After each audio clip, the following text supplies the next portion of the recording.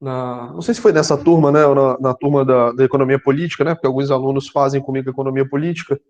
Eu brinquei com o Felipe falando que algumas coisas em economia, a gente tem, né, uns avanços e algumas lições hoje, elas são dadas, né, a gente não questiona muito alguns paradigmas hoje da economia. E atualmente os paradigmas, eles vêm sendo consolidados na área que nós chamamos de economia comportamental.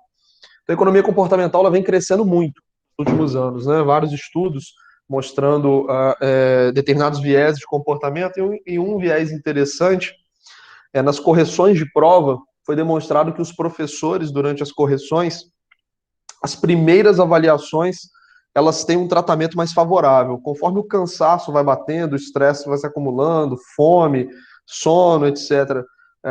Conforme isso vai ocorrendo, né, fisiologicamente, isso gera um viés comportamental pela falta de paciência, né, aumento de cortisol, acho que é essa substância, né, não sou fisiologista, não, mas Isso isso mesmo. é isso mesmo, né? Então, os professores, eles vão sendo cada vez mais rigorosos, até impacientes na correção. E toda vez que eu interrompo uma correção de prova, desde que eu soube disso, né? Isso foi uma pesquisa que foi realizada, mas desde que eu soube disso, eu tenho um tique, que não é um tique nervoso, na verdade é uma mania de tentar revisar as notas de cima, né? Para tentar manter os critérios de avaliação. Isso atrasa pra caramba o trabalho, mas, de fato, esse viés pode comprometer, às vezes, os alunos que têm a letra lá para baixo, né? Porque a gente normalmente começa em ordem alfabética. Então, algumas coisas atrasaram essa correção, mas acho que hoje eu estou finalizando. De toda forma, eu já tenho bastante coisa corrigida. Eu vou fazer hoje aqui uma aula falando um pouquinho da nossa prova, respondendo as questões da nossa prova. E eu falei isso outras vezes com vocês, né? A nossa matéria é uma matéria estranha ao curso de Direito, né? Nós temos uma matéria de uma disciplina que não é a disciplina jurídica, na verdade é um outro campo de conhecimento. O campo da economia, ele é um campo apartado do direito. Por mais que haja conexão entre os dois, né? Eles têm um desenvolvimento histórico completamente distinto até praticamente pouco tempo.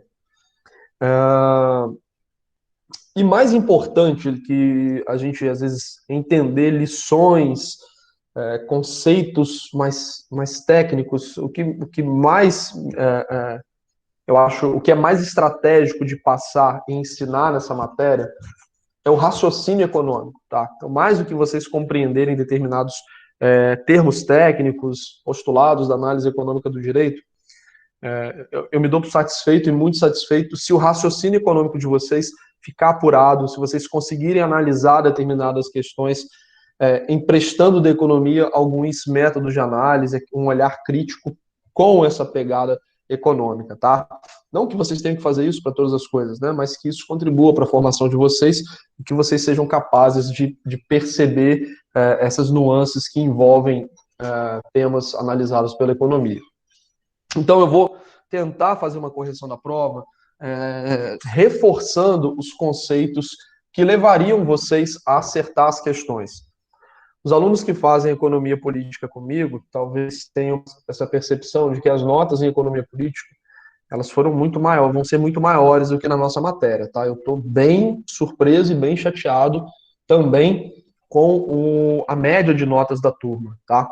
E aí, alguns pontos que eu acho que a gente poderia tentar conversar aqui para que a gente possa melhorar para o próximo semestre. Novamente, isso também é um ponto de autocrítica para saber se a nossa aula vem sendo eficaz no sentido de que vocês estejam de fato aprendendo e saindo da aula com aquela, não, poxa, hoje foi um dia bom, hoje eu entendi bem.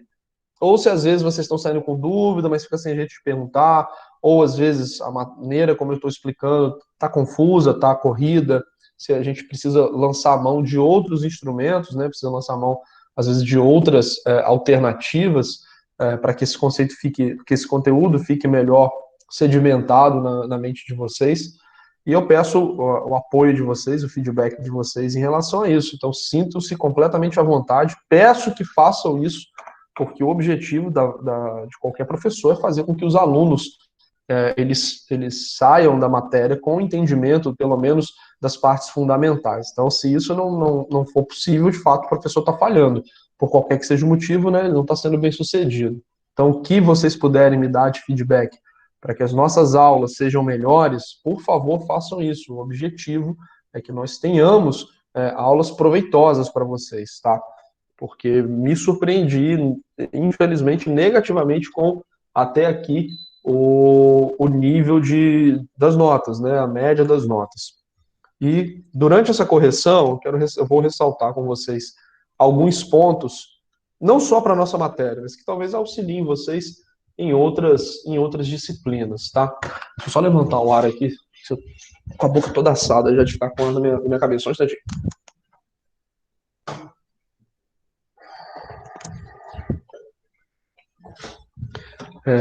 Então, pessoal, vamos lá. Alguém quer fazer algum comentário antes da gente iniciar, falar o que achou da prova, se estava dentro do esperado, se surpreendeu? Vou dar a minha opinião, tá? Enquanto professor. Acho que a prova estava no nível médio de dificuldade para o conteúdo ministrado, tá? Como eu falei, fiquei surpreso com as notas, porque eu não esperava um nível de notas baixo. Então me surpreendeu um pouco. Eu não considerei a prova com uma formulação difícil. Queria ouvir a impressão de vocês. Se vocês acharam que a prova estava muito mais difícil do que vocês imaginaram, ou se essa informação que eu estou trazendo também é uma surpresa para vocês, de que o nível geral da avaliação das notas está sendo baixo.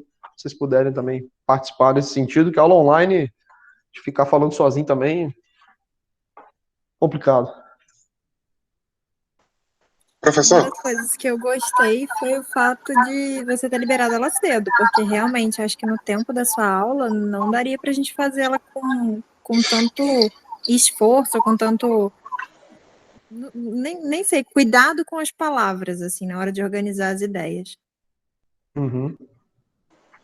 Esse é um bom feedback, porque seria uma prova que eu daria num tempo normal. Mas é bom ouvir isso para poder calibrar, né? No presencial, às vezes uma futura prova. Não na nossa turma, a gente deve passar, né, o semestre todo online. Professor, essa sua atitude de liberar a prova cedo está repercutindo, fazer 2, 3 provas ao dia, em alguns casos, atrapalha, né? Atrapalha o rendimento.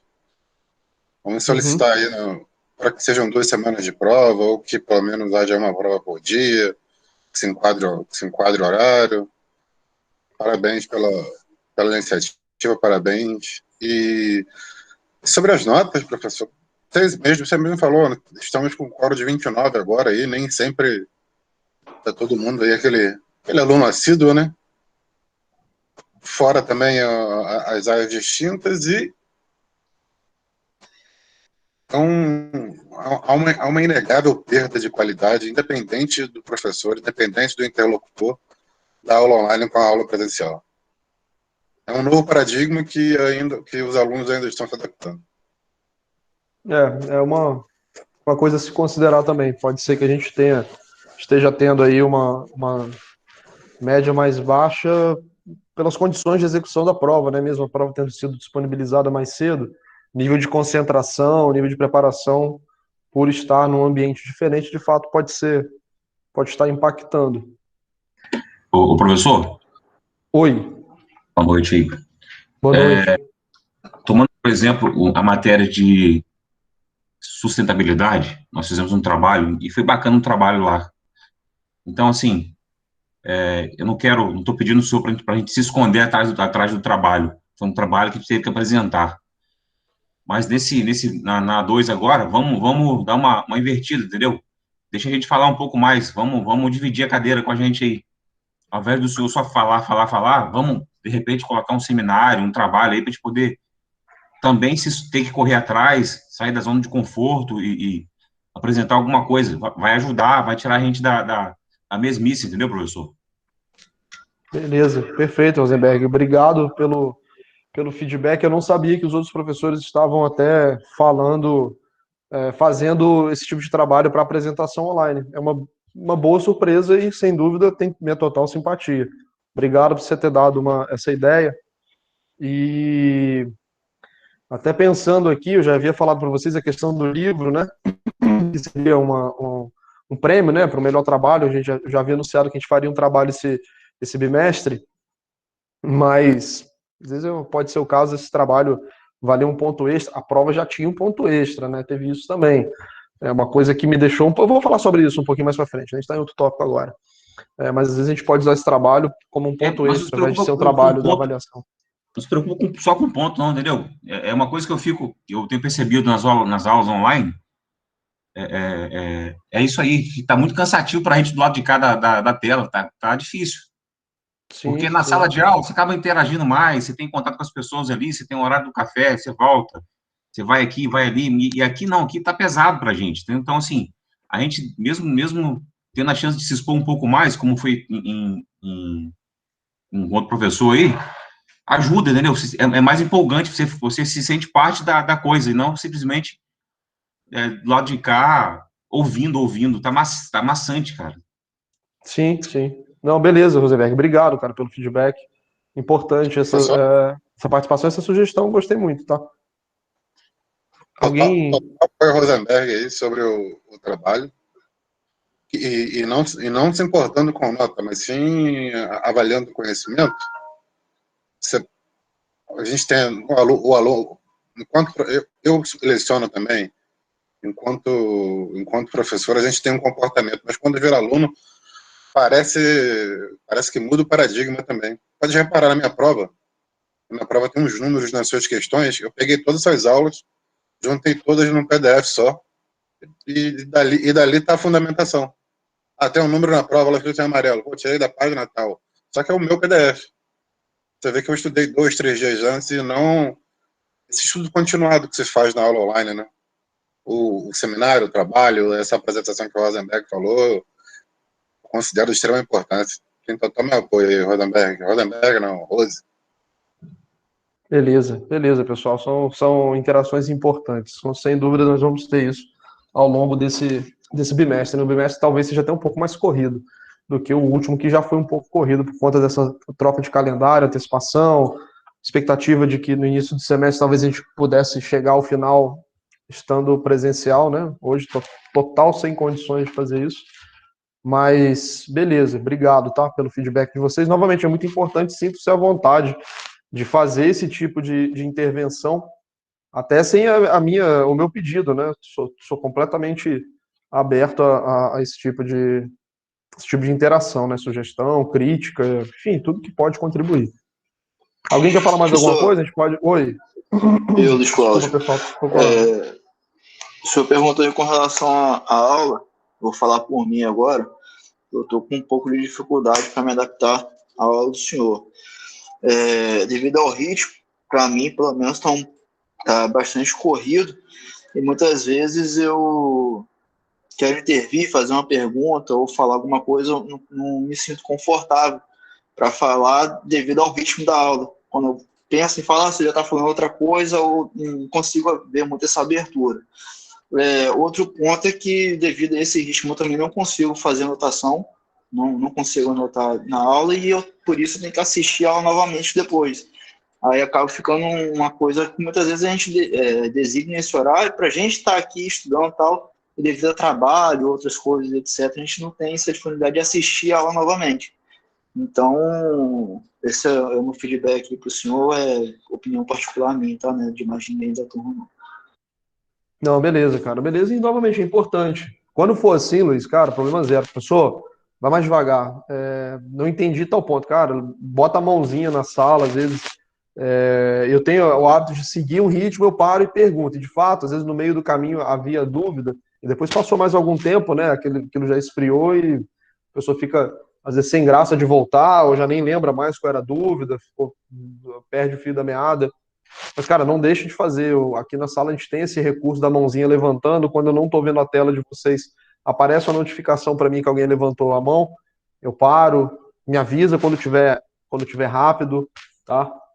Por ser uma área diferente do direito, é muito importante que vocês me sinalizem quando eu estiver, às vezes, utilizando uma expressão que vocês não compreenderam, porque, às vezes, para mim, por estar habituado, às vezes, a falar de determinada forma, posso estar usando uma expressão ou expondo o raciocínio de uma maneira que vocês não estejam acompanhando. É importante vocês me darem esse feedback, porque às vezes eu não vou saber que vocês não estão acompanhando, entendeu? Então, tomem essa iniciativa, sejam proativos no sentido de até que é bom para vocês, né? Não só como feedback para mim, mas que vocês saiam da aula sem dúvida, mas eu vou buscar imprimir um ritmo mais devagar. Eu sei que às vezes eu acelero um pouco e conto com o apoio de vocês para me sinalizarem quando isso estiver acontecendo, tá? Fala aí, Felipe. Professor, você corrige por ordem alfabética, né? Corrijo por ordem alfabética, normalmente. Você chegou no F? Cara, cheguei no F, mas eu pulei para outra turma para poder fazer esse esquema que eu falei, né, de dar um tempo no ritmo de correção. Comecei para uma outra turma. A sua eu já avaliei daqui. Mas hoje eu vou lançar a nota de todo mundo, nem que eu tenho que ficar Você pode até falar? mais tarde. Não, eu não vou falar nota. Não, eu não me importo falar. Mas eu não corrigi a sua ainda. Eu acho que eu não corrigi a sua ainda. Nessa turma aqui, não. Não corrigi ainda, não.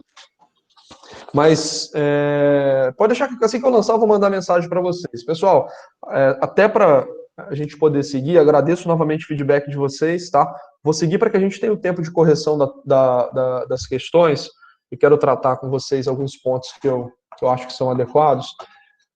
Deixa eu fazer só uma transição de janelas aqui, só um instantinho. Vou puxar a câmera para cá. Tá meio bagunçado aqui que eu pedi um lanche para comer, não sei onde eu vou parar comendo lanche toda semana aqui no escritório, mas enfim. Vamos começar a nossa correção aqui das questões. E antes de eu falar especificamente sobre a correção da prova, antes de eu falar especificamente sobre a correção da prova, deixa eu passar alguns pontos para vocês que eu notei de forma geral, não com todo mundo, tá? Mas de forma geral, isso ficou muito presente. Na turma, já sinalizei isso também, na turma da manhã, houve essa ocorrência. Principalmente no curso de Direito, mais do que em outras carreiras, vocês precisam ter coesão na hora da escrita, tá? Vocês precisam saber argumentar, elencar motivos para a conclusão que vocês vão fazer. E quando vocês não estão argumentando em favor de alguma postura que vocês adotaram na questão, estão simplesmente mencionando algo, como se fosse uma decoreba, né, colocando mas com as próprias palavras de vocês, é importante que depois vocês leiam o que vocês escreveram para perceber se isso faz sentido, né? Se a pessoa que está lendo aquele texto vai ter um bom entendimento das questões. A impressão que eu tenho muitas vezes é que até vocês mesmos ficam perdidos na hora de algumas respostas, que se vocês pararem para ler, nem vocês vão conseguir entender muito bem qual era o objetivo daquela resposta, né? Então, talvez pela vontade de escrever, e que está fresco na cabeça, aí às vezes consulta o material e escreve. Quando você para ler o todo, você vê que tem algumas coisas ali que não estão fazendo muito sentido, e dá para ajustar. Na maioria das vezes dá para ajustar. Dificilmente você vai pegar uma questão que não tem coesão nenhuma e tem que ser feita do zero. Às vezes você vai trocar uma palavra, vai trocar a ordem de uma frase, principalmente no online, não tem por que a gente escrever de primeiro uma questão. Na época eu fazia FDC, inclusive, a gente recebia uma folha para fazer a lápis e depois passar a caneta. Não sei se hoje ainda é assim, se vocês chegaram a fazer o presencial em algum momento, né, pela maioria do terceiro período, mas na minha época de faculdade, era dessa maneira, a gente fazia a lápis e passava a caneta para poder entregar para o professor. Porque dificilmente de primeira você consegue escrever um texto, uma resposta mais longa, que nada precisa ser ajustado, né? Então você normalmente precisa ajustar alguma coisa. No online, então, isso é mais fácil ainda, né? Porque no presencial, às vezes você está fazendo a caneta, não tem link de paper, fica rabiscada a prova, ou o tempo é muito corrido. Não havia justificativa, eu acho, para que as respostas tivessem uma baixa coesão, não fossem lógicas. E isso foi muito presente. Vocês precisam tomar cuidado com isso. Talvez a minha matéria seja que vocês menos vão ter que tomar cuidado com isso. Para todas as outras, essa preocupação é muito maior, porque qualquer carreira jurídica que vocês venham a exercer, esse tipo de competência, que é uma boa escrita, uma escrita com sentido, uma escrita lógica, coesa, concatenada, isso será importantíssimo para vocês. Desde de um cargo, às vezes, administrativo, numa determinada repartição pública, num determinado órgão público, até uma carreira de Estado, né? Um procurador, auditor, fiscal, promotor, um magistrado, enfim, qualquer carreira que vocês busquem dentro da área do direito, um advogado principalmente, imagina, você precisa fazer um pedido para o juiz, você precisa defender o seu cliente de uma acusação, você precisa saber argumentar bem, né, elencar motivos para chegar à conclusão do que você tá afirmando. Então tenham cuidado, prestem atenção nessa questão da coesão. Infelizmente, algumas questões que tinham parâmetros técnicos corretos, mas estavam muito mal escritas, eu precisei descontar algum ponto para ser justo com quem foi brilhante na resposta e respondeu de uma maneira coesa, de uma maneira lógica, tá?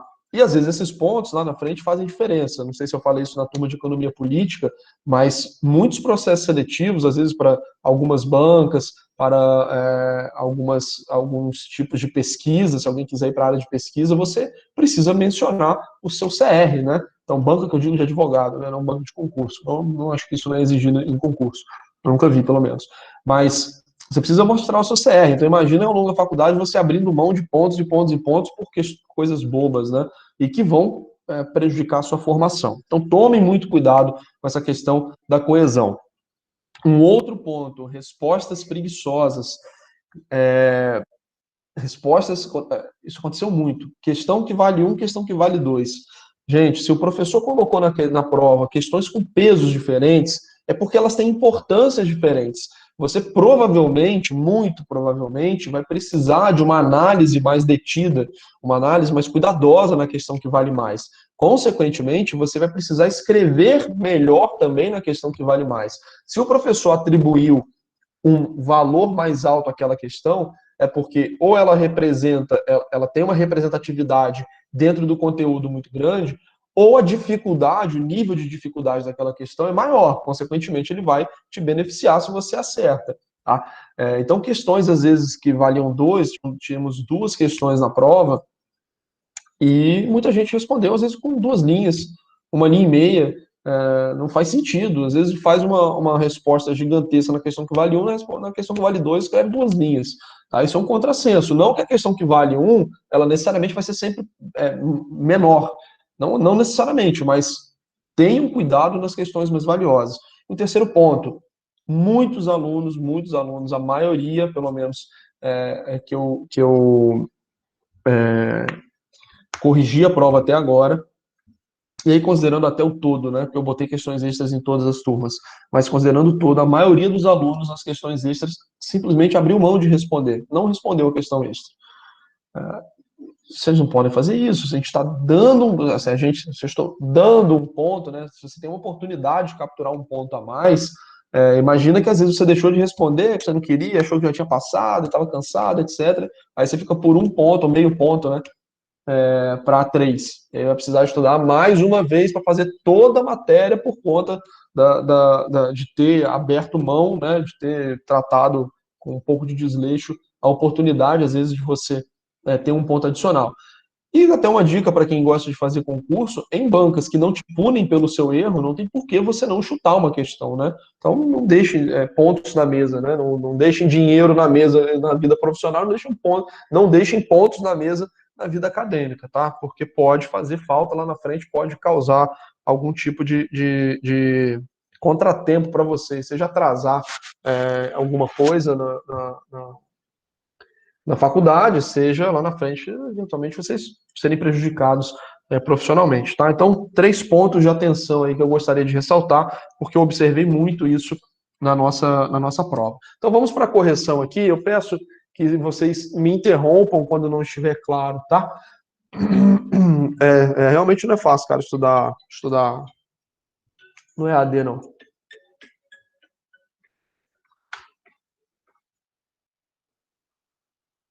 Só um instantinho, só rejeitar essa ligação.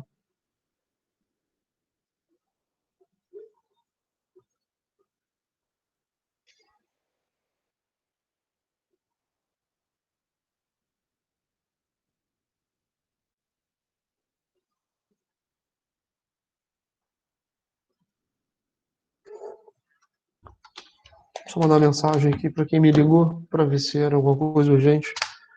Mas enquanto isso, nós vamos andando. Primeira questão. Acerca do problema fundamental da escassez e da escolha, assinale a alternativa correta. Muitas pessoas marcaram a letra B, tá, pessoal? E o gabarito é a letra C. A questão, o problema econômico fundamental é a escassez. Como nós falamos na nossa primeira aula, nós estamos diante, na nossa realidade, de um conflito. Enquanto seres humanos, nossas necessidades e recursos nossas necessidades e desejos são ilimitados, e os recursos que nós temos no mundo, eles são finitos. Os nossos próprios recursos são finitos. Então, ainda que tudo tivesse em quantidade abundante o suficiente para dar conta de todos os desejos e necessidades de todas as pessoas, né, o que não ocorre, o nosso tempo, o nosso corpo, a gente não poderia estar fazendo duas coisas ao mesmo tempo, não poderia estar em dois lugares ao mesmo tempo, a gente não poderia dividir o nosso tempo, quer dizer, é até difícil imaginar isso, né? Fazer duas coisas ao mesmo tempo talvez seja a melhor definição. Então, ainda assim, você precisaria fazer escolha. Ainda assim, nós teríamos um cenário de escassez, ainda que fosse a escassez do nosso próprio tempo, né, do nosso próprio corpo. A escassez é um dado da realidade, e é um dado da realidade que não é superado. A escassez, ela não é superada, ela pode ser flexibilizada. Em determinadas épocas, você pode ter menos escassez de recursos para atender as necessidades básicas, dependendo da tecnologia, você reduz a escassez porque você aumenta a produtividade, mas jamais nós teremos quantidades infinitas das coisas. Então a escassez, ela sempre vai conviver com o ser humano. E essa escassez, ela acontece justamente por essa constituição natural do mundo de recursos finitos e por nós, seres humanos, termos essas necessidades que nunca estão plenamente satisfeitas, tá? Então a escassez, ela é o problema econômico fundamental, porque a partir desse cenário de escassez, uma vez que eu não posso ter tudo que eu desejo, tudo que eu necessito, ou não posso ter tudo ao mesmo tempo, eu preciso tomar decisões, eu preciso escolher. E a economia vai fazer um estudo justamente de toda essa situação de escassez e, consequentemente, como as pessoas escolhem, o que elas deveriam escolher, né, para reduzir, para flexibilizar esse problema da escassez. Então, a alternativa correta é a letra C. Muitas pessoas marcaram a letra B. É papel da ciência jurídica auxiliar a sociedade a decidir quais bens serão produzidos e quais necessidades serão atendidas. Essa questão ela está errada, e a gente pode imaginar num sentido mais bruto de que o direito não tem ferramentas para avaliar quais são os bens mais necessários, né? Quais são os bens que deveriam ser produzidos naquele momento. O direito não tem ferramentas de análise, de apuração, de predição para poder definir com eficiência, com eficácia, quais seriam, né, esses bens e serviços a serem produzidos, quais seriam as necessidades a serem atendidas. Esse ferramental metodológico, ou seja, a abordagem desse tipo de problema, é uma abordagem eminentemente econômica. E aí me preocupa um pouco que essa resposta tenha sido dada no sentido de que, para alguns, pode haver uma prevalência do direito sobre a economia, tá? E eu via muito isso, e nós falamos muito sobre isso na nossa matéria, principalmente numa questão que nós vamos ver à frente, a respeito daquela provocação que eu fiz logo nessas nossas últimas aulas, já para essas nossas últimas aulas, quando eu fiz aquela provocação de que há um limite para a lei, existe um limite, a lei simplesmente, ela sozinha resolve o nosso problema? Não, existe um limite para a lei, esse limite é a realidade.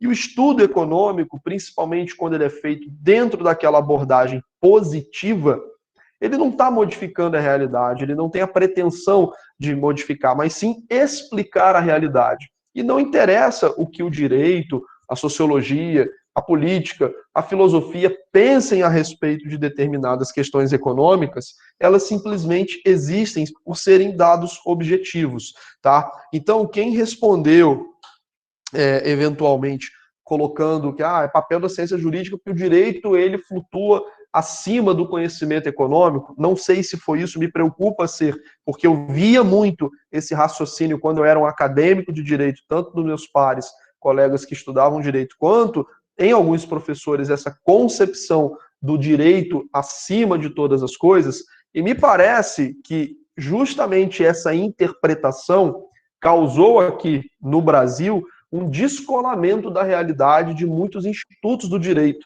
criando a famosa figura da lei que não pega, da decisão que não se cumpre, tá? Então, evitem, caso tenha sido esse o motivo do erro ao responder a questão, ao marcar a letra B, evitem esse tipo de abordagem de que o direito ele sobrepõe outras matérias, ok? É justamente o contrário, o desenvolvimento recente do direito, na verdade, ele vem trazendo o direito mais próximo de matérias que tratam da realidade como ela é, de dados objetivos, né, dessas questões positivas. Então, trazer mais essa abordagem jurídica mais para o chão da fábrica, né, mais para a realidade dos brasileiros, realidade como ela é, e não imaginar algum tipo de primazia do direito sobre qualquer outra disciplina.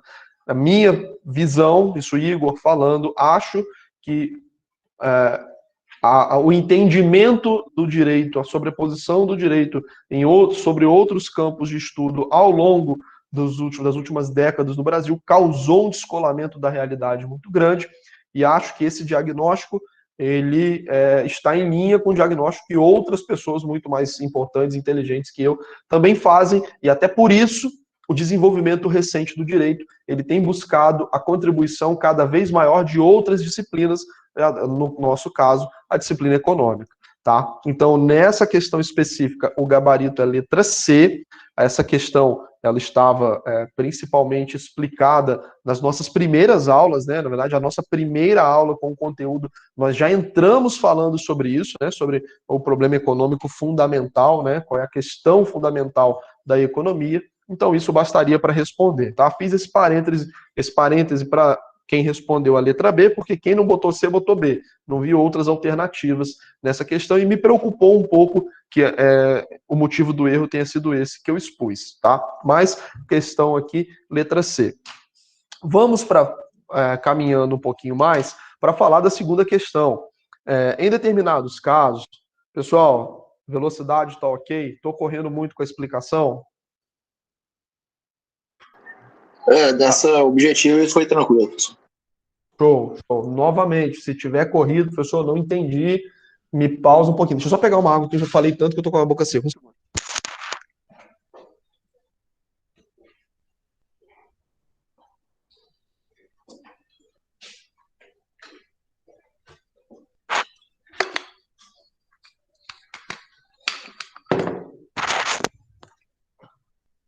Bom, vamos lá.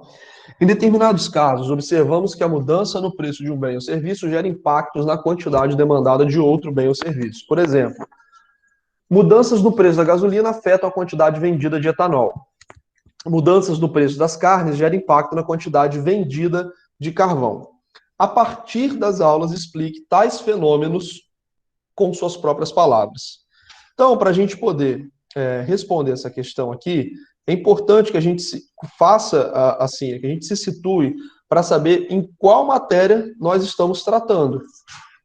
De qual matéria nós estamos tratando. Nesse caso aqui, quando eu falei quantidade demandada, nós estamos falando, obviamente, de demanda, certo?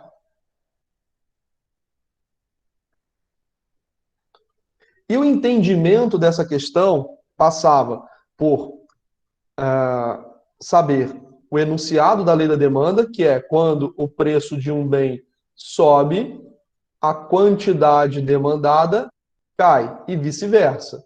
Ok? Então, o preço de um bem subiu, a quantidade demandada caiu. Só que nessa questão aqui, a gente está fazendo um cruzamento de bens, certo? Essa disciplina nós estudamos como bens relacionados, e eles estão dentro da matéria que nós vimos logo após a lei da demanda, que é chamada de fatores que alteram a demanda. Fatores que alteram a demanda.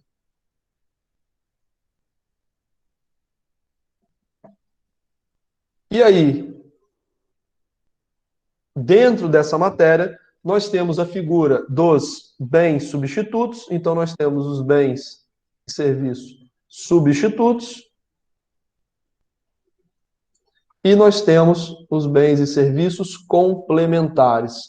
Nós estudamos sobre isso na nossa sala várias vezes, falamos sobre isso na nossa revisão, tá? E nesse caso, a gasolina versus etanol são bens substitutos. Quando o preço da gasolina sobe, fica mais atrativo consumir etanol. Então você passa a consumir uma quantidade maior de etanol. Então o preço da gasolina subiu, ele causou um efeito na quantidade demandada do etanol, e vice-versa. E a carne, quando o preço dela sobe, nós temos um impacto nas vendas do carvão, porque basicamente a gente só compra carvão para fazer churrasco. Se a carne fica cara, eu compro menos carne e eu vou, consequentemente, comprar menos carvão, porque são bens complementares, tá? Então, a resposta para essa questão passava pela explicação desses conceitos que eu revisei com vocês. Falar sobre a demanda, a lei da demanda, bens relacionados e chegar até o caminho de bens substitutos e complementares. Meu Deus, vocês me avisaram que eu não estou compartilhando tela, eu estou aqui escrevendo na tela. Foi mal, Pedro. Eu não sabia que você estava compartilhando. Eu achei que você sabia que você não estava. Achei que você estava só escrevendo, só falando. Na outra tela eu escrevi 400 palavras, mentira. Agora eu comecei a escrever. Olhei até que você estava gravando a aula, cara. Mas beleza, vamos lá. Passando pelo que eu estava falando, a resposta para essa questão, voltando ao que eu estava falando, a resposta para essa questão passava por vocês retomarem os conceitos de demanda, lei da demanda, bens relacionados e bens substitutos e complementares, tá? Professor, eu só falei de bens substitutos e complementares. Ganhei nota? Sim, porque o nível de nota foi tão assustador que eu resolvi considerar até a questão meio certa, eu estou dando certo, quando possível, para que a gente tenha um resultado um pouquinho melhor, tá? Então, os bens e serviços substitutos, bens e serviços complementares, quem mencionou somente isso, eu tentei considerar o máximo possível, tá? Mas uma resposta correta seria passar por toda essa explicação que eu mencionei para vocês. Beleza? Professor? Oi. No caso, eu teria que relacionar aí a gasolina a bem substituto e o carvão a bem complementar? Dentro da resposta, né? Isso, no caso, um binômio, né? Não só a gasolina como bem substituto, gasolina e etanol como bens substitutos um do outro, e carvão e carne como bens complementares. Não, perfeito. É só para ver se foi por esse caminho aqui que seguiu a resposta minha aqui. Isso. Falar somente isso, numa situação normal, eu não daria o ponto completo da questão, tá? Mas quem falou somente isso de uma maneira, como eu falei, bem escrita, com coesão, levou o ponto completo, tá? Mas uma resposta completa deveria mencionar todo esse caminho que eu percorri até aqui, tá? Aí agora, pessoal, Oi. Não, nada. Pode falar, Diogo. Eu não ouvi. Você começou a falar, eu estava falando, eu não ouvi. O que você começou a falar? Não, é que eu coloquei todos esses itens aí que você falou. Então deve ter ganhado nota completa nessa questão, tá? Pessoal, agora a questão 3. Questão 3, eu achei que eu estava dando uma resposta para vocês e pouquíssimas pessoas acertaram de maneira satisfatória essa questão. Pouquíssimas pessoas acertaram de maneira satisfatória essa questão. Fiquei bem surpreso, tá? Espero que na explicação, mais do que vocês entenderem essa questão, eu consiga, às vezes, fornecer elementos para que numa questão semelhante, não minha, e outras vezes que vocês se depararem com questões assim, vocês consigam chegar até a resposta, tá? Vamos ler aqui. Ao longo da década de 1990, observamos uma queda consistente no preço de venda dos computadores e a explosão de seu consumo. Um ponto de atenção, eu tenho quase certeza absoluta que eu usei esse exemplo em sala de aula, quase certeza absoluta. Considerando as lições aprendidas durante as aulas, explique com suas próprias palavras a justificativa para que a queda de preço não tenha causado a redução da quantidade ofertada de computadores no mercado. Nós temos aqui uma situação problema. Eu preciso que vocês justifiquem uma situação que eu já disse para vocês qual é. Então, aqui dentro dessa questão, nós temos uma situação problema. Nós precisamos fornecer a justificativa, então eu quero a justificativa, tá? Para que uma queda de preços não...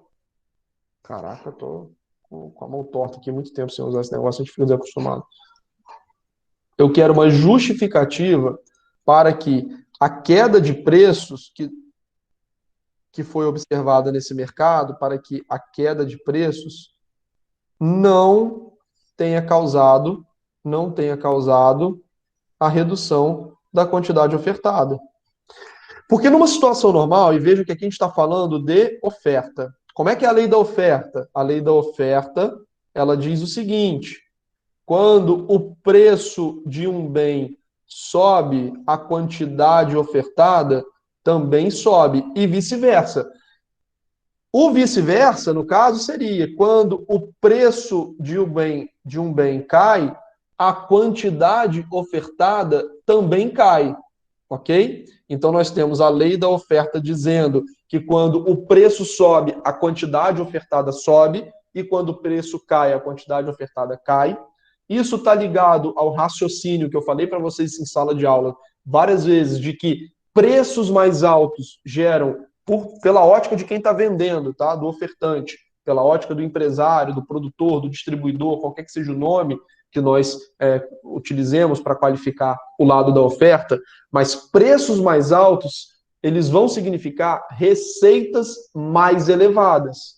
Então, receitas mais elevadas geram oportunidades maiores de lucro. Por isso que quando o preço de uma coisa sobe, você logo depois observa uma chegada de mais produtos daquele tipo ao mercado, porque se torna atrativo você produzir. Imaginem o seguinte, eu tenho um pasto, ok? Gigante. E nesse pasto eu planto milho, eu planto soja, eu planto arroz. Acho que não dá para plantar os três, mas é só uma hipótese, tá bom?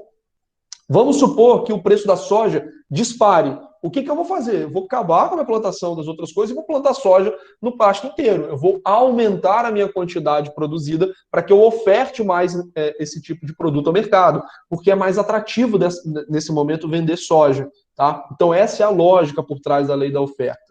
E aqui eu já falei para vocês que a gente estava falando de oferta. A maioria esmagadora dos alunos colocou demanda. Eu não falo demanda em momento nenhum dentro dessa questão, tá? Muitos falaram de equilíbrio de mercado. Seria uma interpretação possível se eu não tivesse colocado no enunciado justamente uma questão envolvendo oferta, tá? Então acho que faltou um pouco de atenção ao enunciado, porque ele já dizia, né, o que você teria que fazer. Então vamos lá, justifique o fato de que isso aqui não foi observado. Então, através da lei da oferta, nós sabemos que quando o preço de um bem cai, a quantidade ofertada também cai, só que isso não foi observado nesse caso. E quando a lei da oferta ela é violada, da mesma forma que a lei da demanda, nós recorremos à matéria que nós estudamos, chamada fatores que alteram a oferta agora. Lá em cima, na questão 2, eram os fatores que alteravam a demanda. Agora, são os fatores que alteram a oferta. Em sala de aula, várias vezes eu falei para vocês que, em determinados casos, mesmo quando o preço de um bem se reduz, a oferta dele aumenta. Isso acontece muito por conta de um barateamento da matéria-prima. Então, a matéria-prima ela fica muito mais barata, consequentemente, você consegue produzir a um custo menor, e mesmo que esse preço esteja caindo, você consegue ser competitivo. Ou quando a tecnologia para produzir aquele tipo de produto ou serviço, ela também te gera ganhos de produtividade, ou as duas coisas de forma concomitante. Então, veja um enunciado. Justifique explique com suas palavras a justificativa para que a queda de preços não tenha causado a redução da quantidade ofertada de computadores no mercado. Então, o que a gente observou nos últimos 30 anos? Esse exemplo aqui de computadores, eu poderia estar falando de celular, né? Nos últimos anos, a tecnologia de produção e o preço da matéria-prima dos componentes eletrônicos caiu muito. Ainda que você não soubesse desse aspecto fático, ou seja, isso de algo que aconteceu na realidade, pelo entendimento do conteúdo, seria possível responder. Então, a resposta para essa questão é a seguinte: em situações normais, sabemos que, pela lei da oferta, uma queda no preço de mercado gera uma redução da quantidade ofertada. Porém, existem situações que são chamadas de fatores que alteram ou modificam a oferta. Existem situações, cuja nomenclatura é essa que eu mencionei para vocês, em que essa lei é flexibilizada. Nesse caso específico, estamos diante da queda do preço da matéria-prima para a produção dos componentes eletrônicos e um aumento da capacidade produtiva por conta de ganhos tecnológicos que permitiu a produção em larga escala a um preço muito mais baixo do que há 30 anos atrás, tá? Então seria uma maneira de responder essa questão, mas da mesma forma que lá em cima, eu também considerei quem não pegou desde o início e veio desenrolando e falou especificamente e somente dos fatores que alteram a oferta. Tá? Então, essa questão aqui, que eu sinceramente imaginei que seria uma questão de fácil resposta, justamente pelo enunciado mencionar qual era a situação, o problema, eu acho que faltou um pouquinho de paciência para ler e de refletir um pouco dentro do enunciado da questão. E como eu falei para vocês anteriormente, mais do que pegar essas questões que eu estou passando para a minha matéria, entendam isso de uma maneira mais geral. Eu falando, entendi como equilíbrio de mercado. Vou falar, é possível você escorregar numa questão dessa de equilíbrio pensando em equilíbrio de mercado? Mas uma leitura cuidadosa do enunciado, eu acho que evitaria esse tipo de equívoco, tá, Diogo? E aí, passa pela malícia de que uma questão com valor 2, ou ela está tratando de um tema muito relevante da matéria, ou ela tem um grau de dificuldade maior. Então, uma questão de peso maior, vocês já têm que entrar com uma lupa, com um alerta ligado, para raciocinar bem e ver se vocês estão tomando o caminho correto. E percebam que o próprio enunciado, ele já dava pistas para que você tomasse esse caminho. Até porque, se a gente levar a cabo uma tentativa de responder a questão através do equilíbrio de mercado, a gente não vai conseguir. Tá? Não é possível aplicar um equilíbrio de mercado nesse caso aqui, porque eu teria que mencionar algum deslocamento específico na quantidade, relacionar isso à modificação, às vezes, da oferta-demanda de um momento inicial para o outro. Tá? Não foi o caso. E vejam só, eu tenho certeza que eu mencionei esse exemplo na sala de aula, quando nós falamos dessa matéria, eu tenho quase certeza absoluta que na revisão eu mencionei isso também, e até por isso eu usei essa questão para a gente poder falar sobre a oferta, porque de fato eu acreditei que seria uma questão tranquila para vocês responderem, tá?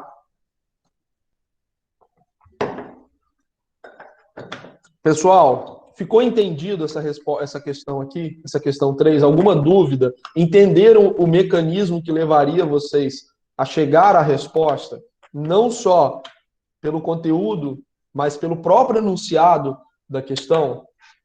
Isso ficou claro para vocês com a explicação?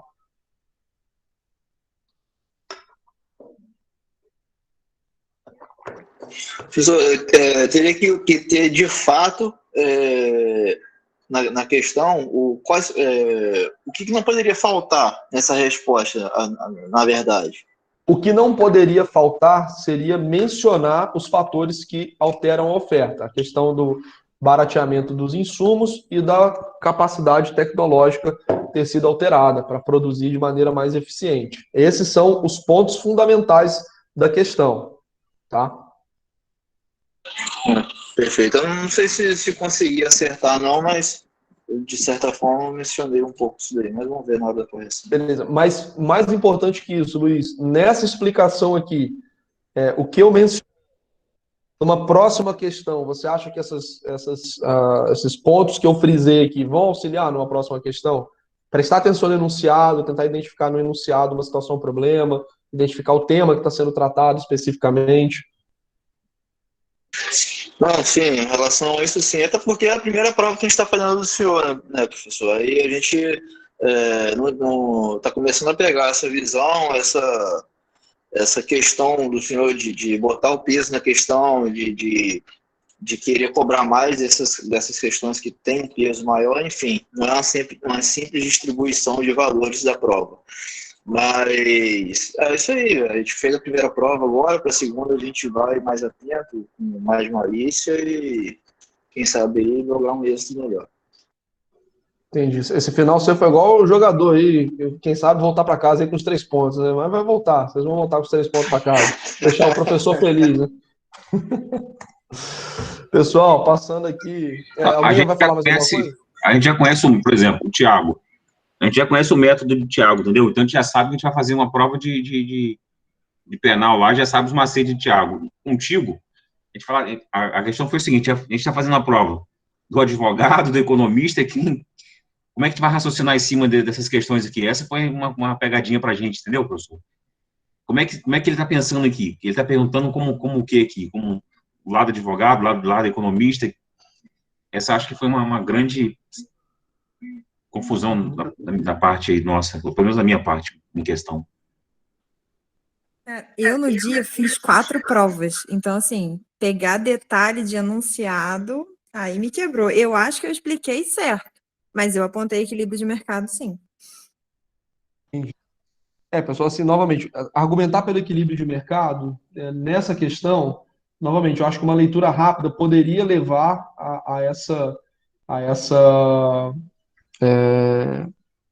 a tentativa de explicar dessa forma, mas seria uma leitura, novamente, como eu falei, equivocada, tá? Mas, enfim, o que acho que foi o Rosenberg falou, né, de tentar, um estranhamento, né, um raciocínio jurídico, e nessa matéria a gente usa um raciocínio econômico, de fato operam às vezes em instâncias diferentes. Agora, se eventualmente, isso eu falei, acho, na turma da manhã também, se eventualmente a questão deixa margem para interpretação e vem bem argumentada, eu não tenho problema nenhum de atribuir pontos, já que fez sentido, tá? Mas, novamente, as explicações, por exemplo, envolvendo equilíbrio de mercado que eu li na prova também estavam com um conceito equivocado, não dava para aplicar. Nesse caso aqui, eu acho de maneira satisfatória na resolução o equilíbrio de mercado. A questão versava justamente sobre os fatores que alteram a oferta, né? Então, quando você tem uma queda no preço e, ao mesmo tempo, um aumento da quantidade ofertada, o equilíbrio de mercado ele vai ser uma consequência, entendeu? Ele vai ser uma etapa posterior de análise. Mas o que a gente precisa fundamentar é o que está causando a continuidade do aumento da quantidade ofertada, uma vez que o preço vem caindo. O equilíbrio de mercado ele sempre vai acontecendo, então é muito difícil você responder uma questão, falar, não, é equilíbrio de mercado, que você vai acertar sempre, porque o mercado está sempre se equilibrando de alguma forma, né? Às vezes mais eficiente, menos eficiente, mas ele está sempre equilibrado de alguma maneira, tá? Só que o equilíbrio de mercado ele é uma consequência, tá bom? Do que está acontecendo. Então, professor, desculpa interromper sua aula mais uma vez aí. Outro detalhe, cara, que até é curioso. Quando o senhor coloca assim, explique com as suas palavras, rapaz, baixa Chico Xavier aqui do lado de cá, meu camarada, dá vontade de escrever aí uma enciclopédia, entendeu? Então, tenha paciência com a gente na hora de corrigir as provas, entendeu? Não, mas eu tenho, cara. Eu tenho, eu leio todas as questões, mesmo as questões que estão, novamente, eu não tenho problema de pontuar uma questão que está errada, às vezes, mas que foi bem argumentada, né?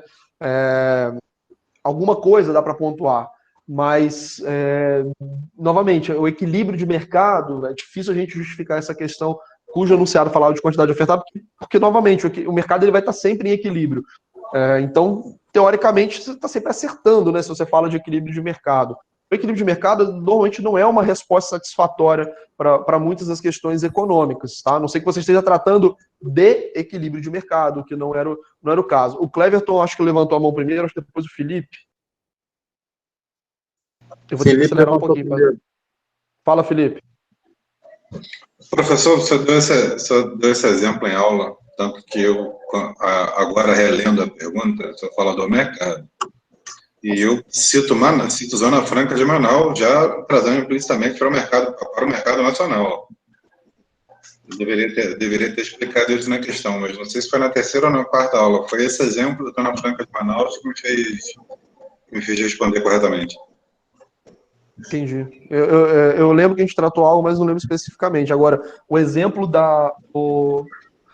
desse processo de tornar os componentes eletrônicos mais baratos, eu tenho certeza que a gente falou sobre isso em sala de aula, e novamente, por isso que eu coloquei a questão, porque na minha concepção seria meio que uma questão fácil de vocês acertarem, né? Mas vamos... Os mais velhos, ou quem já viu algum filme sobre o Vale do Silício... mas isso a gente pode transportar para a questão dos celulares, por exemplo.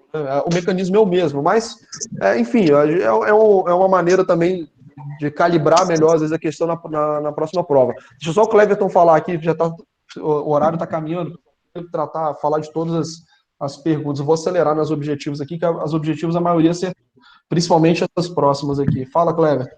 Boa noite, professor. Boa noite. A minha situação é rápida, é só devido para ver se meu nome está na sua lista de chamada. Eu perdi todas as provas da A1, de todos os professores, devido que eu fiquei sem celular e não consegui fazer as provas. Então, só queria que você pudesse estar vendo.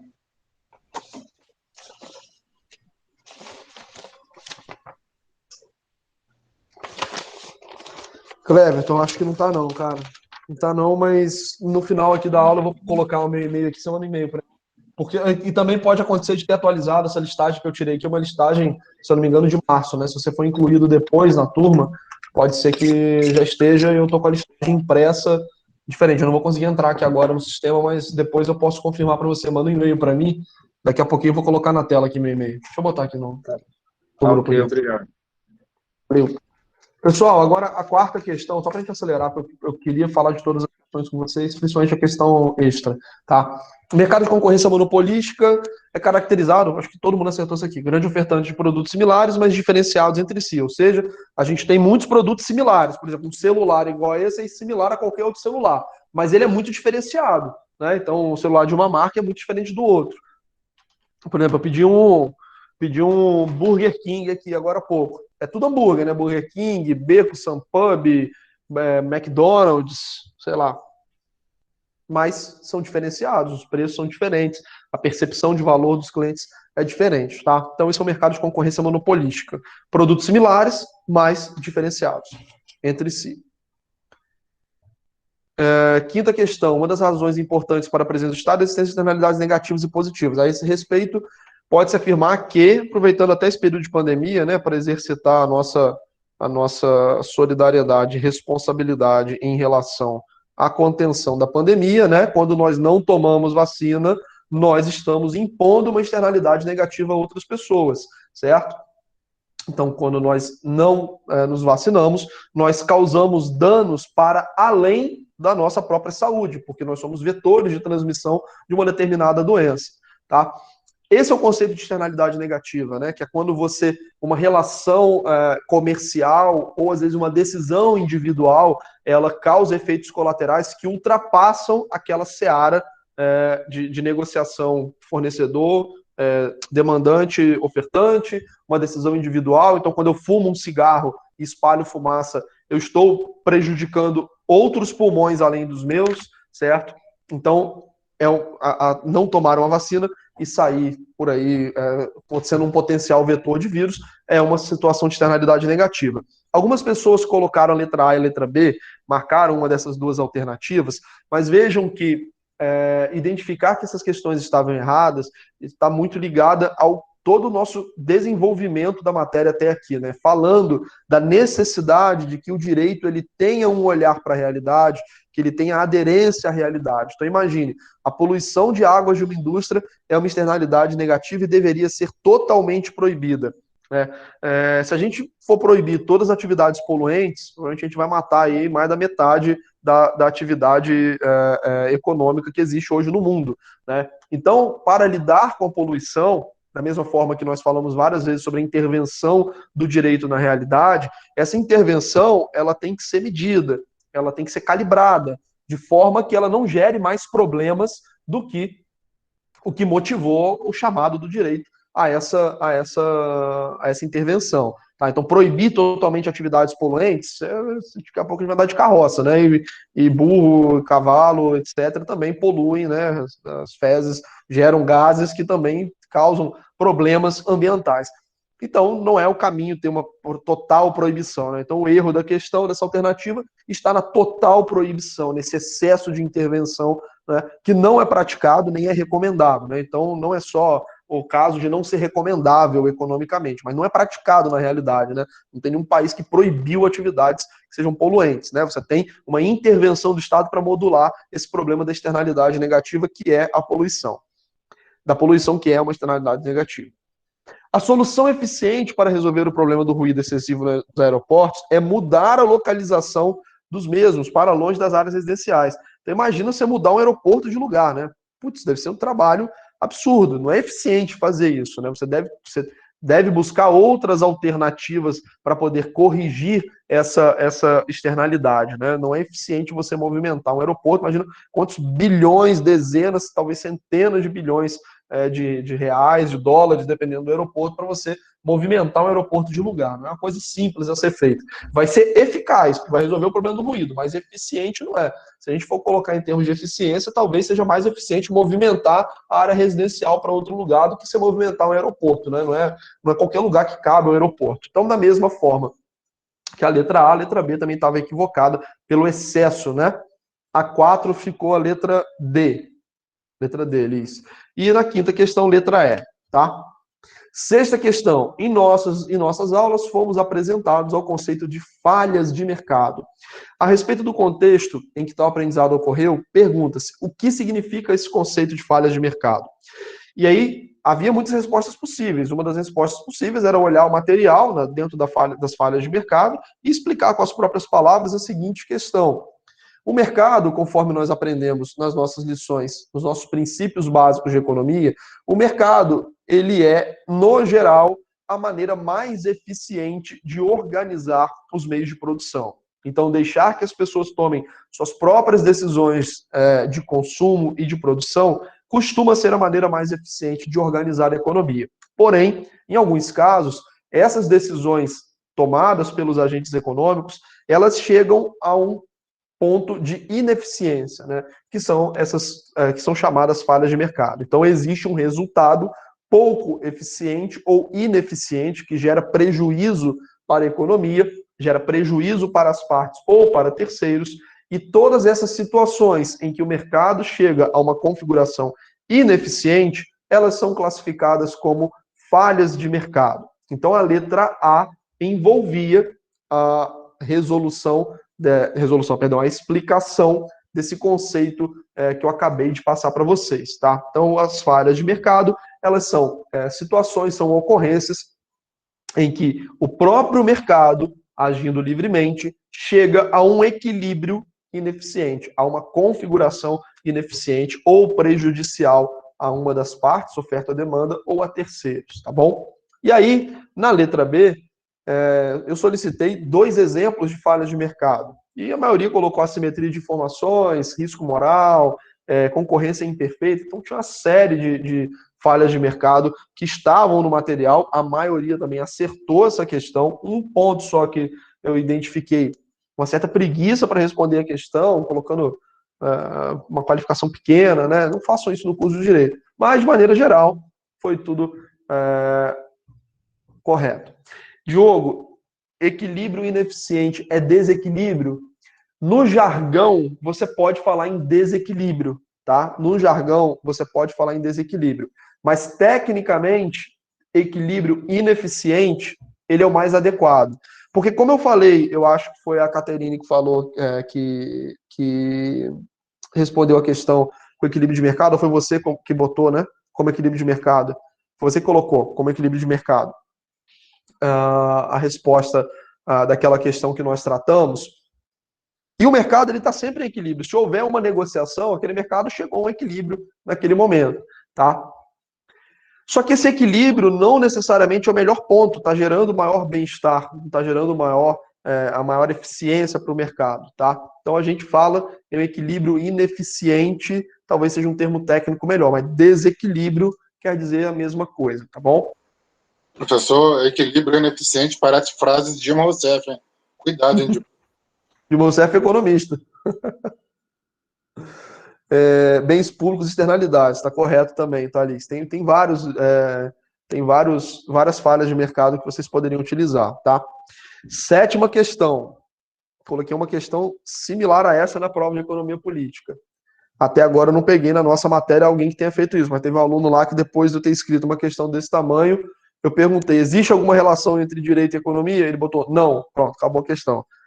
Não façam isso jamais, né? Se você botar não, mesmo depois do professor ter gastado um tempo gigantesco para formular uma questão dessa, coloquem que não, mas argumentem, tá bom? A atuação legislativa, que consiste na formulação, modernização e supressão de normas legais, quando considerada em conjunto com tudo que envolve a própria aplicação das leis, formam o que chamamos de arcabouço jurídico em um determinado país.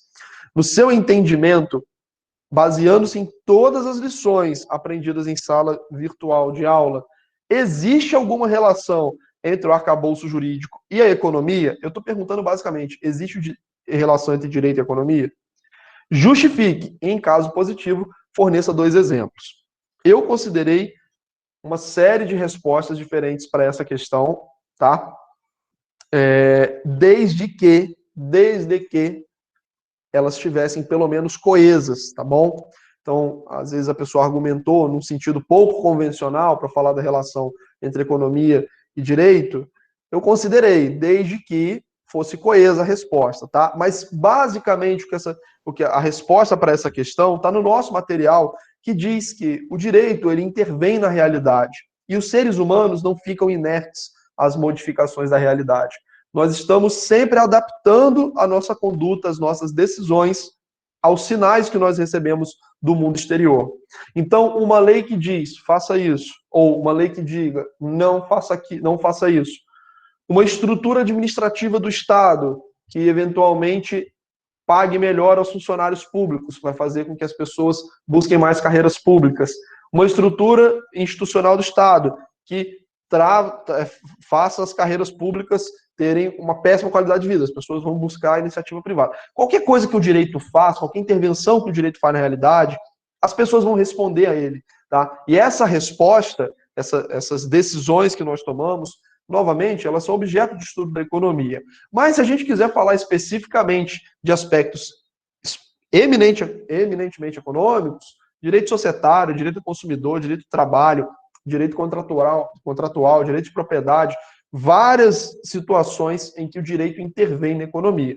A única coisa que não poderia colocar nessa questão é falar que não tem relação, tá aí tá completamente errado, né? Mesmo que fizesse uma explicação tremenda, muito bonita, teria que tomar um errado, né? Porque existe uma relação, obviamente, evidente entre o direito e a economia, né?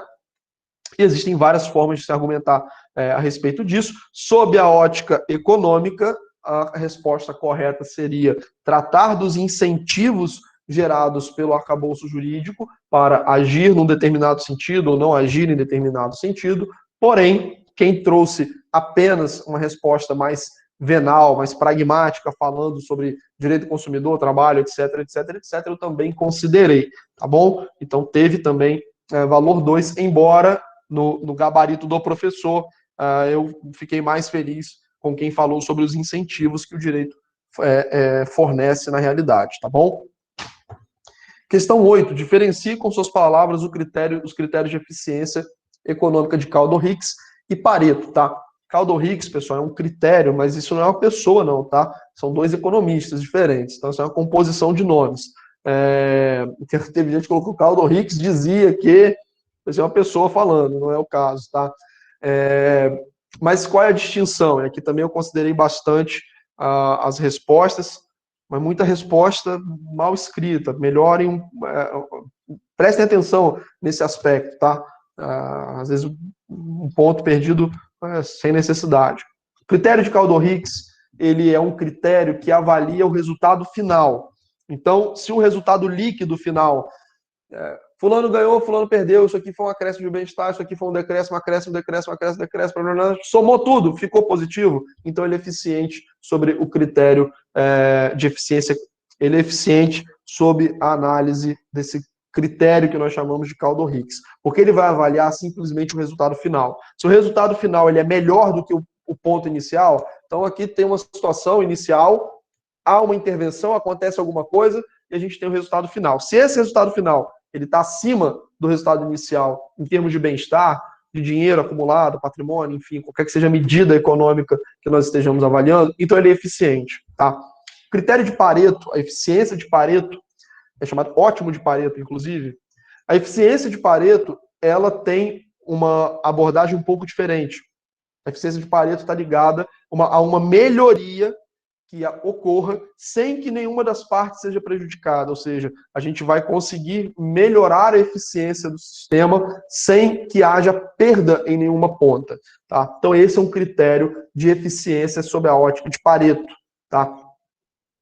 Ambos os critérios são legítimos, são importantes e vão ter cada um a sua própria aplicação. Pareto ele é muito utilizado, eu falei isso em aspectos de fábrica, de produtividade. Então, eu tenho uma máquina e tantos homens produzindo em tantas horas, e aí eu consigo aumentar a produtividade sem ter que aumentar salário, sem ter que aumentar a máquina. Por algum motivo, eu consegui uma melhora tecnológica que me permitiu produzir mais, gastando os mesmos recursos, os mesmos fatores de produção. Então, eu tive uma melhora e agora eu estou nesse ótimo de Pareto, né? Eu não consigo melhorar mais daqui, porque senão alguma coisa vai ter um escape. Tá? Então isso é muito utilizado até para a parte industrial, esse conceito de eficiência de Pareto. Na realidade econômica do dia a dia é muito difícil você observar algum tipo de intervenção na realidade que não gere nenhuma perda para alguns dos participantes, né? Mas ele é um critério também de análise em determinadas situações. Então essa é a diferenciação. Passando aqui para a questão extra, e a nossa aula já está quase acabando, em 26 de abril, o Supremo Tribunal Federal determinou ao governo federal a definição do valor de uma renda básica nacional a ser paga, valor a ser pago, né?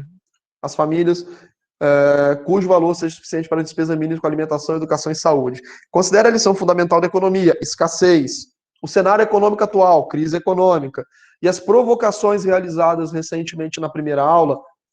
A decisão judicial sozinha, ela resolve um problema? A lei sozinha resolve um problema? Ou a lei se comunica com a realidade? Então, uma decisão do Supremo Tribunal Federal obrigando o governo a criar um determinado programa social vai tirar dinheiro do nada? Esses recursos orçamentários, eles serão viabilizados do nada? Então, era essa análise crítica que deveria ser feita nessa questão. E aí o Felipe perguntou, criatividade valeu ponto?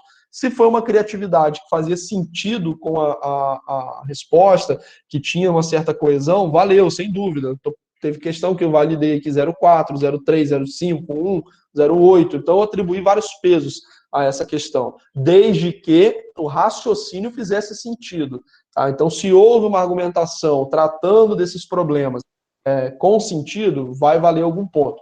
Mas, da parte do professor, o que eu queria que vocês relacionassem era a escassez de recursos. Então, o orçamento, o dinheiro público não é infinito. Ou o governo ele vai tributar a população nesse momento, tirando o dinheiro da economia, do bolso do cidadão, tirando o dinheiro do caixa das empresas nesse momento, ou ele vai emitir dívida que será paga lá na frente. Né? Ou, se ele não fizer nenhuma coisa nem outra, ele vai ter que movimentar recursos de dentro do orçamento, uma vez que os recursos são escassos, né? Eles são fundamental da economia, a escassez.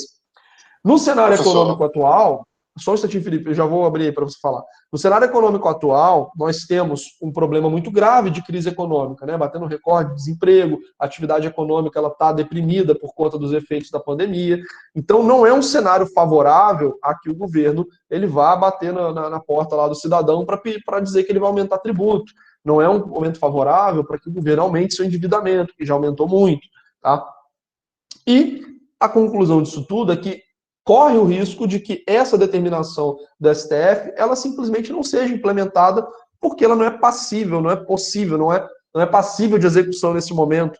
ela não é possível de implementação nesse momento, ou haverá uma dificuldade, um conflito muito grande para que isso possa ser viabilizado. Então essa seria uma análise crítica de toda a situação que foi exposta, mas não é a única resposta correta para essa questão. E vejam, acho que foi o Rosenberg que falou, esse raciocínio, ele é um raciocínio econômico. Na nossa prova, nós precisamos ter esse raciocínio econômico. Porque um raciocínio jurídico, puramente, seria falar o seguinte, bom, o artigo 5º da Constituição diz que as pessoas têm direitos básicos fundamentais e que é obrigação do Estado cumprir esses direitos.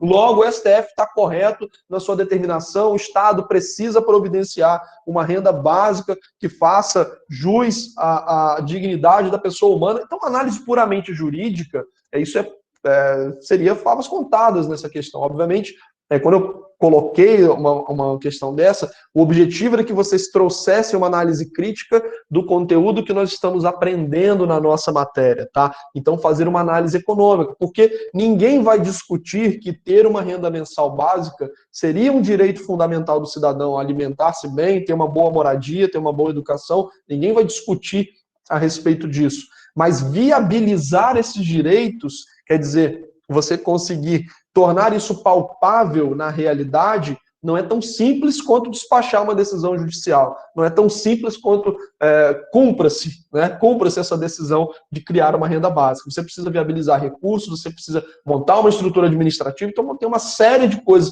uma série de componentes da realidade que apenas a decisão judicial, apenas a fundamentação e a argumentação jurídica não dão conta de resolver. Tá? Então, essa seria uma análise crítica mais profunda e totalmente correta, que mereceria uma nota 1, que foi um ponto extra com louvor. Tá? Felipe, fala aí. Felipe. Professor, considerando a escassez como problema fundamental da economia, eu digo que sim, que o país tem condições sim de colocar, segundo o DIEESE, o DIEESE aponta que o salário mínimo devia estar em mais ou menos R$ 5.400, e essa é a grande crítica política, não ao atual, mas a todos os que passaram por lá, desde 88. E vamos lá, professor, nós taxamos as grandes fortunas em 10%, vamos taxar em 60%. Nós temos 6 grandes... A gente está com a aula terminando, mas, novamente, não sou contra taxar grandes fortunas, mas eu vou te dizer que isso não resolve nem 1/10 do nosso problema e no longo prazo pode ser contraproducente, porque, na verdade, nós temos um problema de fluxo e fortuna, patrimônio, não é fluxo, é estoque. E não se resolve o problema de fluxo atacando estoque, em termos econômicos e financeiros. Porém, essa é uma discussão que a gente pode ter até futuramente. Agora, se você, Felipe, colocou isso na questão e argumentou de maneira coesa, maneira lógica, dentro do seu ponto de vista, não tenha dúvida de que essa questão será pontuada, tá? A questão extra, ela foi justamente uma maneira de exercitar assim, uma visão mais crítica de vocês, tanto na matéria de economia política, como você viu na sua prova, e os outros colegas também que fazem a outra matéria, quanto na matéria de análise econômica do direito. A ideia da questão extra é justamente o fato de que a tentativa de fazer vocês raciocinarem para além dos muros do direito, da mesma maneira que você fez agora, tá, Felipe? Eu não vou entrar nesse momento se está correto ou não a análise, do meu ponto de vista, ou enfim, mas ultrapassar um pouco essa seara jurídica, tá? Pessoal, só porque eu não quero avançar o horário, mas vamos combinar o seguinte, tá? Para vista de prova, eu vou lançar as provas hoje, o sistema de vocês, o WebGIS, ele gera uma prova para mim, e eu baixo essa prova, né, de vocês, vem no formato doc e PDF. Uma das coisas que me atrasou muito é porque eu comecei a corrigir prova a prova, fazendo comentários nessas provas, como eu fiz no semestre passado, eu fiz isso para todos os alunos no semestre passado, mas o número de questões, o número de provas, de pessoas que compareceram fazer avaliação foi muito superior ao que eu imaginava. O número da turma, de fato, tem uma assiduidade para a prova, teve uma assiduidade muito maior do que a turma do semestre passado, né? Então isso me atrapalhou um pouco. E aí, vamos combinar o seguinte, como a maioria dos alunos acaba não pedindo vista de prova, eu criei um fluxo aqui para quem quiser ter acesso à prova corrigida, para a gente combinar da seguinte maneira. Lancei a nota hoje lá, você olhou a sua nota. Ah, discordo, acho que eu fiz a prova contando com uma nota maior. Eu gostaria de ter acesso à minha prova. Vocês mandam um e-mail para mim, igor.gomes@uniflu, copiando o prof.igorfranco@gmail.com que vocês já têm. Eu vou devolver para vocês o arquivo com a pontuação das questões individualmente, tá? Então, eu vou mandar para vocês dessa forma, aqui tem as questões pontuadas, tá? Então, eu vou mandar para vocês as questões com a pontuação de cada uma delas e colocando os comentários quando vocês erraram. Acho que, pela explicação do gabarito da prova, acho que a maioria já percebeu onde errou, né, já entendeu qual foi o erro da prova, mas se vocês quiserem, eventualmente, analisar, contestar, problema zero. Só vou pedir que a gente passe por esse fluxo. Vocês me solicitam, eu devolvo para vocês, vocês vão avaliar. Qualquer questionamento, professor, questão 3. Discordo por isso, porque seu material disse isso, a aula tal está gravada disse isso, gostaria de uma revisão. Ou seu material disse isso, ou acredito que a minha explicação foi pontuada de maneira insatisfatória, devolve o e-mail para mim respondendo o arquivo que eu mandei para vocês. Eu vou analisar e vou dar um parecer. Sendo possível fazer o ajuste da nota, a gente faz nessa A1, ou eu jogo um ponto extra na A2, tá? Então, isso aí a gente vê qual a maneira melhor de fazer o ajuste. Mas vamos deixar essas instruções, esse fluxo aqui combinado para a gente poder não ter problema de que eu queria ver a prova, não vi, ou então eu falei com o professor na sala de aula e acabou ficando, passou, esqueceu de mandar, esqueci de pedir. Vamos deixar isso aqui registrado e eu vou mandar essas instruções para vocês via WebGIS. Beleza? Tranquilo? Todos de acordo? Tudo bem? Pessoal, valeu a pena fazer essa resposta, fazer essa aula hoje aqui, explicando questão a questão, explicando qual seria um gabarito correto, a maneira pela qual vocês chegariam a essa resposta. Claro, professor, aprendemos com nossos erros, aprendemos mais com os erros que com os acertos, sem dúvida. Beleza. Até para que a gente... Até para saber o que o senhor espera da gente, o que o senhor quer que a gente coloque na prova, questão de forma de interpretar as questões, peso, foi bastante produtivo. Beleza. Obrigado aí pelo feedback de vocês, para que a gente possa cumprir nosso calendário, pessoal. A partir do próximo conteúdo de aula, eu não vou ficar fazendo aquelas revisões que eu fazia, tá? Senão a gente não vai conseguir cumprir o nosso calendário até o final do semestre. Então, vou pedir que vocês tirem todas as dúvidas durante a matéria, releiam o material, tá? Porque eu vou tentar dar um ritmo, não de explicação, mas acelerado, né? Vou tomar esse cuidado de não acelerar muito a explicação verbal, mas vou tentar colocar um ritmo mais lento um ritmo mais acelerado no encaminhamento da matéria. A gente revisou muita coisa nas aulas ao longo desse primeiro bimestre, a gente precisa dar uma velocidade um pouquinho maior ao conteúdo.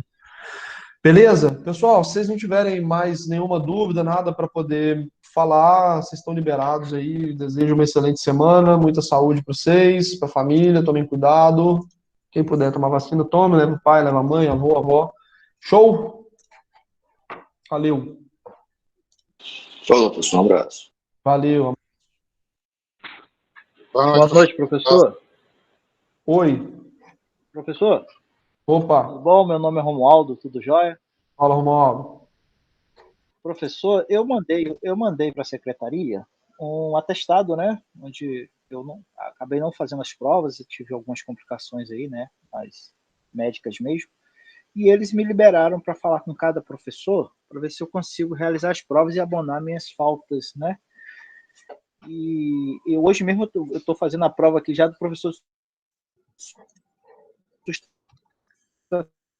sustentabilidade, amanhã... Romualdo, tá travando um pouco, cara, o seu áudio, não sei se é a minha conexão ou a sua.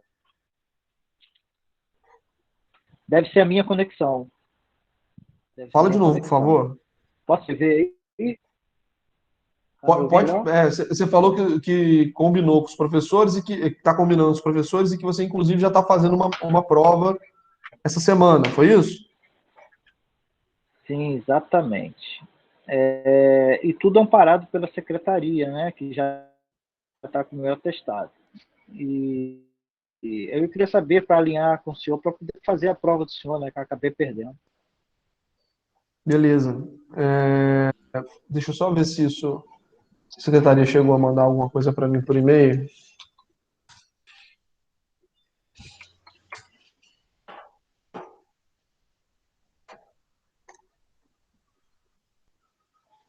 Espera aí, cara, só um instantinho. Tudo bem.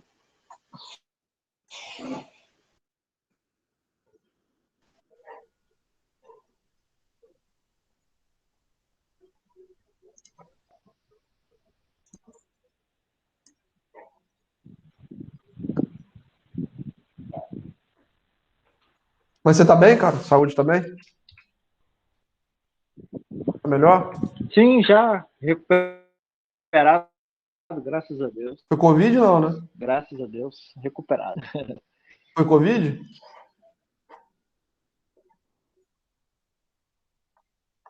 E teve... Cara, sua conexão tá bem ruim, Romualdo. Eu vou fazer o seguinte, cara, manda para mim, por favor, esse documento, esse atestado, só para deixar registrado aqui no e-mail, e a gente vai interagir por essa caixa aí. Vamos ver se na semana que vem eu disponibilizo a prova para você fazer, tá? Qualquer coisa eu subo a prova para você no início da quarta-feira, tá bom? E aí você tem o dia inteiro para poder devolver a prova. Beleza? Sim, professor. Eu vou te mandar aí por e-mail. Tá bom, e a gente combina então, e qualquer coisa a gente já deixa isso ajustado para você poder fazer essa prova semana que vem, tá? A gente alinha isso certinho por e-mail. Tá bom? Ok, professor. Vou te mandar por e-mail. Vou te mandar por e-mail aí agora. Valeu, meu camarada. Um abraço. Obrigado.